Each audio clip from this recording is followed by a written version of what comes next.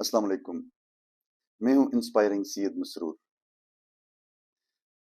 आज का टॉपिक बहुत इम्पोर्टेंट है क्योंकि ये ऐसा वक्त है कि जब एम्प्लॉयज परफॉर्मेंस रिव्यूज से गुजर रहे होंगे।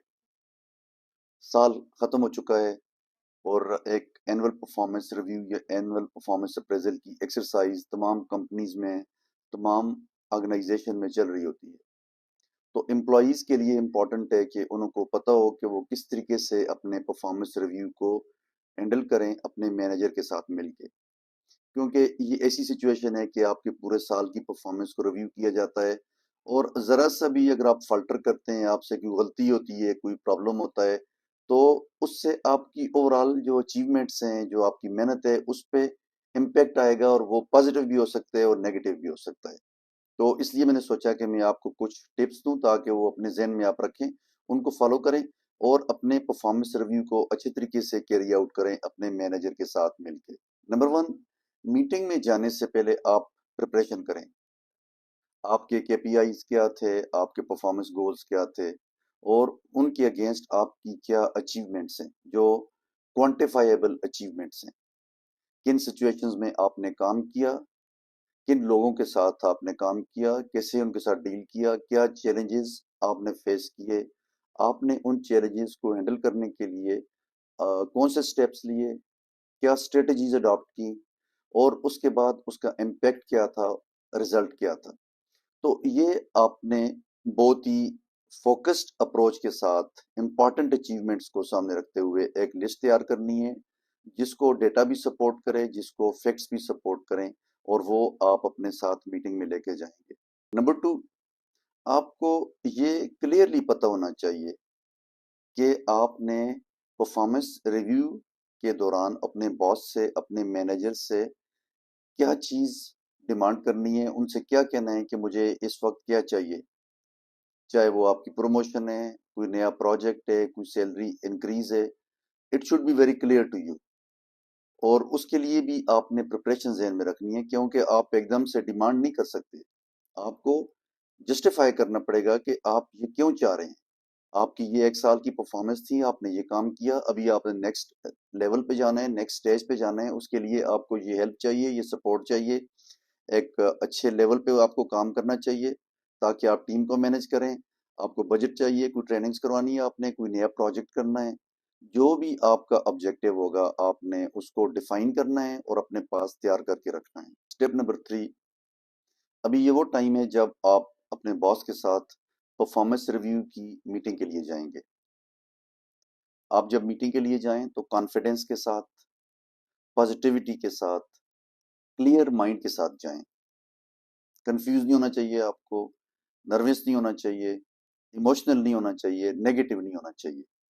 अगर आपका आपके बॉस के साथ कोई इशू भी हुआ है, प्रॉब्लम हुआ है, कोई चैलेंज हुआ है, इवन देन आपने अपने माइंड को पॉजिटिव रखना है क्योंकि आपकी परफॉर्मेंस बहुत इंपॉर्टेंट है। वो किसी के ईगो की बैंट नहीं चढ़नी चाहिए, किसी की नेगेटिविटी के बैंट नहीं चढ़नी चाहिए। आपको बहुत केयरफुली मूव करना है और बॉस के साथ जाके मीटिंग करनी है।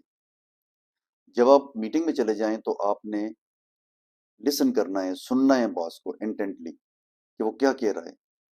आपने एकदम से जाके अपनी स्टोरी नहीं स्टार्ट करनी है। आपने सबसे पहले बैठना है और बॉस को मौका देना है और बॉस ने जो भी आपसे बात करनी है आप सुने उसको।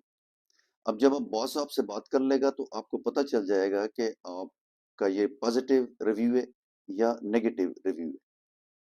अब अगर नेगेटिव रिव्यू है, हम पहले इस पे बात करते हैं, तो फिर आप बॉस को सुने और रिक्वेस्ट करें कि प्लीज़ आप मुझे एक्सप्लेन करें कि मेरा रिव्यू नेगेटिव क्यों है। अपनी नोटबुक पे उसके नोट्स लेते जाएं और बॉस से पूछें कि उनकी एक्सपेक्टेशंस क्या हैं, उनके ऑब्जेक्टिव्स क्या हैं, वो क्या चाह रहे हैं आपसे, आप इन चीज़ों को कैसे ठीक कर सकते हैं, कैसे आगे बढ़ सकते हैं। जब आप मीटिंग करके बॉस से बाहर निकलें तो आपके जहन में एक एक्शन प्लान होना चाहिए कि मैं इन चीज़ों को किस तरीके से हैंडल करूं ताकि मेरा रिव्यू पॉजिटिव हो जाए। और अगर कोई चीज़ें शॉर्ट टर्म में ठीक हो सकती हैं तो बॉस से आप नेक्स्ट मीटिंग का भी कह सकते हैं और कह सकते हैं कि जी मैं ये चीज़ें ठीक करके I will come back to you. लेकिन एक्शन प्लान के साथ आपने बाहर आना है। और आपने बॉस से कोई रिक्वेस्ट नहीं करनी कि मुझे प्रमोशन दे दें, मुझे सैलरी इंक्रीज दे दें, मुझे कोई नया प्रोजेक्ट दे दें, मुझे कोई क्रॉस फंक्शनल रोल दे दें। आपने ऐसी कोई बात नहीं करनी, क्योंकि अभी वो टाइम नहीं है और आपका रिव्यू भी नेगेटिव है। अगर आपका परफॉर्मेंस रिव्यू पॉजिटिव है, this is a great news.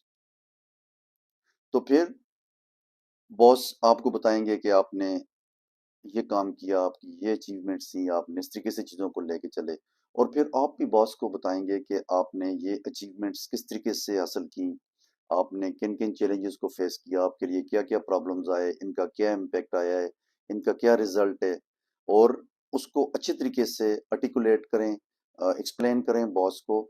और अगर आपको थोड़ा सा एग्जेजरेट भी करना पड़ जाता है, बोस्टफुल होना पड़ जाता है अपने बारे में, तो कोई मजायका नहीं है। आप अपने आप को इस वक्त बॉस के सामने प्रेजेंट कर रहे हैं, तो आप अच्छे तरीके से अपने आप को बॉस के सामने प्रेजेंट करें।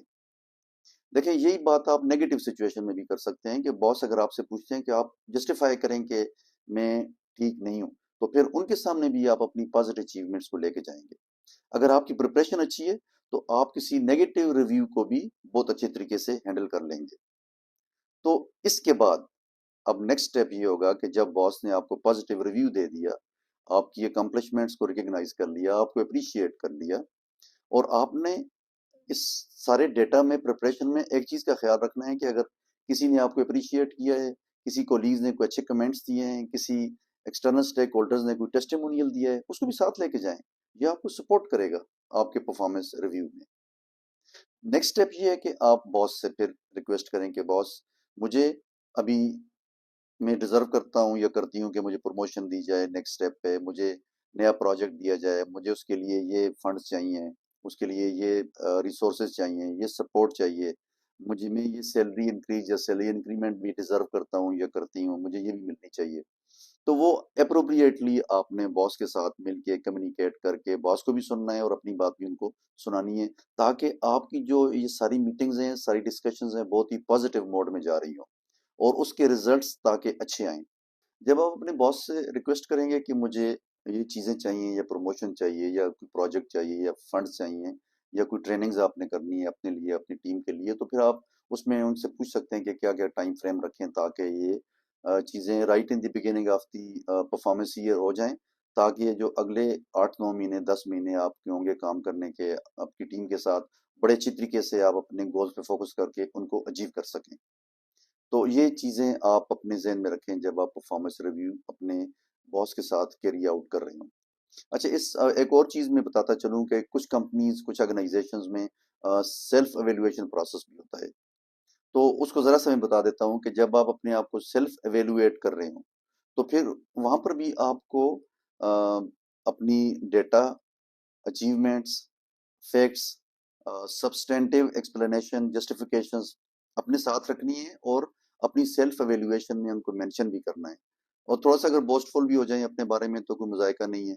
आप अपने आप को प्रेजेंट कर रहे हैं तो उसमें थोड़ा बहुत एग्जेजरेट करना, लेकिन रियलिस्टिकली इतना भी ना हो कि आप छोटी छोटी चीज़ों को, छोटी छोटी बातों को वहाँ पे इंक्लूड कर रहे हो अपने सेल्फ एवेल्युएशन प्रोसेस में।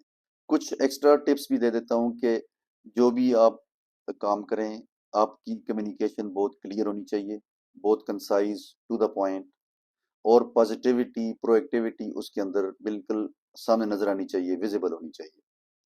कोई नेगेटिव कमेंट नहीं देना आपने किसी के बारे में, बॉस के बारे में, किसी चीज़ के बारे में नहीं। अगर कोई एक भी नेगेटिव कमेंट आपका चला जाता है तो उसका इम्पैक्ट क्या होगा ये आपको पता नहीं है, लेकिन by and large performance reviews में नेगेटिविटी को कभी भी डिस्कस नहीं किया जाता। आप हमेशा चीज़ों की पॉजिटिव साइड को देख रहे होते हैं, वो आपका परफॉर्मेंस रिव्यू होता है अनटिल एंड अनलेस आपका बॉस कहे कि ये अच्छा नहीं हुआ, आपने ये नहीं किया। और वहाँ पे फिर आपके पास डेटा होना चाहिए, फैक्ट्स होने चाहिए कि आप उनको एक्सप्लेन कर सके कि नहीं बॉस, आपकी जो परसेप्शन है वो ठीक नहीं है, हकीकत में ये हुआ है। तो आपने जो भी चीज़ें जस्टिफाई करनी है उनको फैक्ट्स एंड फिगर्स के साथ और पॉजिटिविटी के साथ डिस्कस करना है। लास्ट बट नॉट लीस्ट, एक फॉलो अप ईमेल आपने अपने बॉस को जरूर भेजनी है।